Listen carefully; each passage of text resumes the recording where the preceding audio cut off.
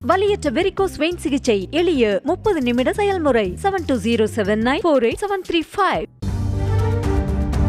நாடாளுமன்ற தேர்தலை முன்னிட்டு வேட்புமனு தாக்கல் துவங்கியுள்ள நிலையில் இந்திய ஜனநாயக புலிகள் கட்சியின் தலைவரும் நடிகருமான மன்சூர் அலிகான் வேலூர் நாடாளுமன்ற தொகுதியில் போட்டியிடுவதற்கான வேட்புமனுவை அம்மாவட்ட ஆட்சியரிடம் தாக்கல் செய்தார். பின் செய்தியாளர்களிடம் பேசிய அவர் 10 ஆண்டுகள் நாட்டை ஆண்ட பிரதமரே குனிந்து குனிந்து ஓட்டு கேட்டுக் கொண்டிருப்பதாக கூறினார். பிரதமரே எங்க நாட்டில் குனிஞ்சு குனிஞ்சு ஓட்டு பிச்சை கேட்டுட்டு இருக்காரு. 10 வருஷம் ஆண்டு கேட்டுட்டு இருக்கு. நான்லாம் ஏமாத்திருமையா.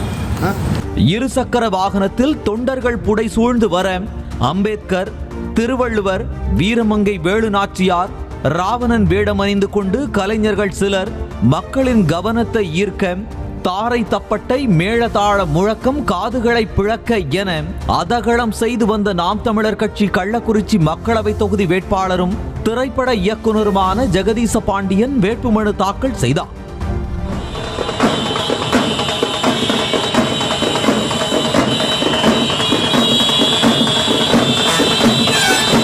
இதேபோல மதுரையில் சுயேட்சை வேட்பாளர் சங்கரபாண்டியன் என்பவர் கையில் தூக்கு கயிறுடன் வந்து மதுரை நாடாளுமன்ற தொகுதியில் போட்டியிடுவதற்கான தனது வேட்புமனுவை தாக்கல் செய்தார்.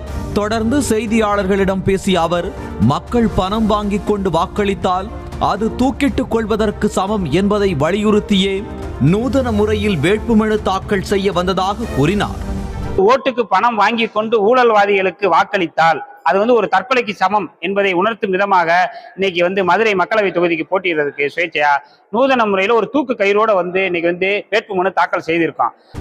திருச்சி உறையூரை சேர்ந்த ஓய்வு பெற்ற அரசு போக்குவரத்து கழக ஊழியர் ராஜேந்திரன் என்பவர் அரசு ஆவணங்கள், ஏடிஎம் கார்டுகளை மாலையாக அணிந்து கொண்டு வந்து தனது வேட்புமனுவை தாக்கல் செய்தார்.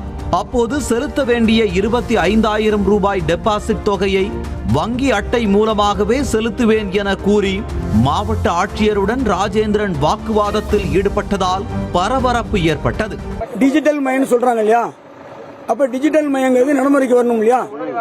அப்ப 25,000 ரூபாய் மணி வாங்கும்போது கிண்டிக்கான வாங்கலாம்ல, ஏன் வாங்கல? சுயேட்சை வேட்பாளர் நூர் முகமது என்பவர் பொள்ளாச்சி மக்களவை தொகுதிக்கான தனது வேட்புமனுவை சவப்பெட்டியோடு வந்து தாக்கல் செய்தார்.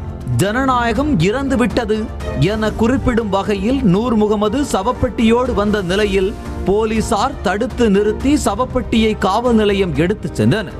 சுயேட்சை வேட்பாளர் நூர் முகமது 42வது முறையாக வேட்புமனு தாக்கல் செய்கிறார் என்பது குறிப்பிடத்தக்கது. வலியற்ற வெரிகோஸ் வெயின் சிகிச்சை எளிய 30 நிமிட செயல்முறை 72794875. செய்திகளை உடனுக்குடனும் துல்லியமாகவும் தெரிந்து கொள்ள சப்ஸ்கிரைப் பண்ணுங்க.